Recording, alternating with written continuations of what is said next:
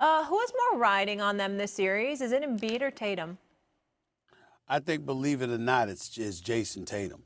And the reason why I feel that way about Jason Tatum is because Embiid has an injury that he's playing with, and we always take that into consideration.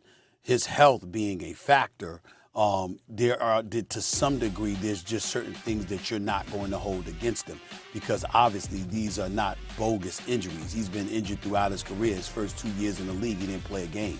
His third year, I don't think he played about 51 games or so, missed about 31 games. This is what he's had to go through his entire career, whether it's his foot or his knee or his back.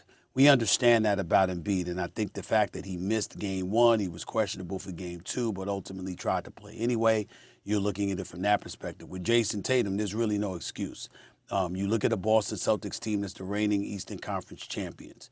You didn't really lose anything. You added Malcolm Brogdon. Obviously, that was a big pickup. Everybody likes that. Everybody sees what they are. You lost Ime Udoka, but Mazzulla has done an outstanding job. I don't think anybody can deny that. So when you look at it from that perspective, it's about Jason Tatum and Jaylen Brown. And I think here's the other thing that puts more pressure on Jason Tatum.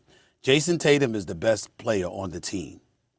He is not the best player in the postseason over the last 2 years. And that has been Jaylen Brown.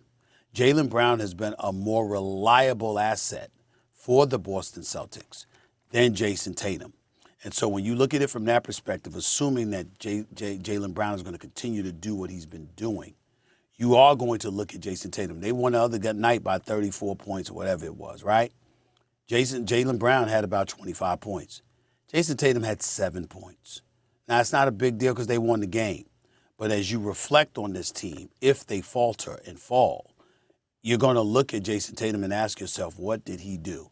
With Embiid, you're going to say, was he healthy or not? Because we know what he can do when he's healthy. With Jason Tatum, you're going to be like, what did he do? And that's what, especially piggybacking off his performance in the NBA Finals last year. So I would say there's a little more pressure on him.